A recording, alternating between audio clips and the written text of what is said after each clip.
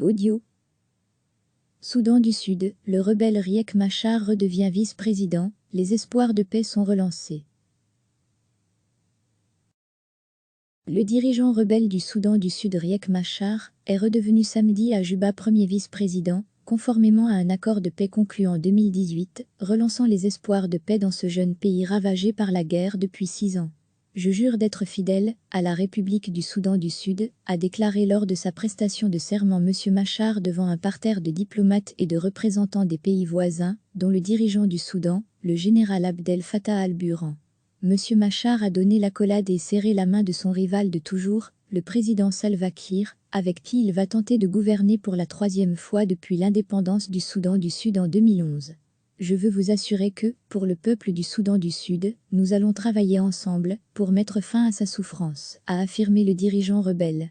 Le président Salva Kiir a proclamé la fin officielle de la guerre, affirmant que la paix était désormais irréversible, après plus d'1 an d'atermoiement autour de questions cruciales. Sous pression internationale, ils se sont mis d'accord pour former un gouvernement d'union nationale, pierre angulaire de l'accord de paix conclu en septembre 2018. Salva Kiir a dissous vendredi son gouvernement en vue de la formation de ce nouvel exécutif d'union, dont la composition doit être annoncée samedi. La formation de ce gouvernement nous donne l'espoir d'un nouvel élan vers la fin de la souffrance du peuple et une voie vers une paix durable, a affirmé Riek Machar. 4 autres vice-présidents et d'autres groupes de l'opposition feront partie d'un gouvernement qui sera notamment composé de 35 ministres.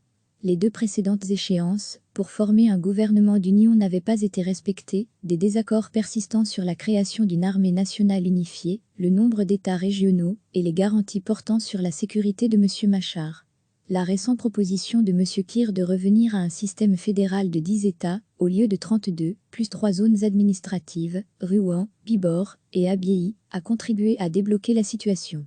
M. Machar a d'abord rejeté cette concession du président, en contestant le statut proposé de Rouen, une région essentielle pour la production de pétrole, mais sans que cela empêche l'accord sur le gouvernement. Les 2 hommes continueront à résoudre les problèmes une fois le gouvernement formé, a précisé vendredi à l'Afmanawa Peter Gatkuot, l'un des porte-paroles de M. Machar.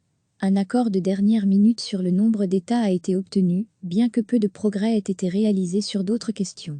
Le compromis de Kiir sur les États régionaux permet aux 2 parties d'aller enfin de l'avant, même s'ils ont encore beaucoup plus à faire dans les semaines, les mois et les années à venir, a déclaré Alpha Boswell, expert sud-soudanais qui collabore au Centre d'analyse internationale Krizigrou, ICG.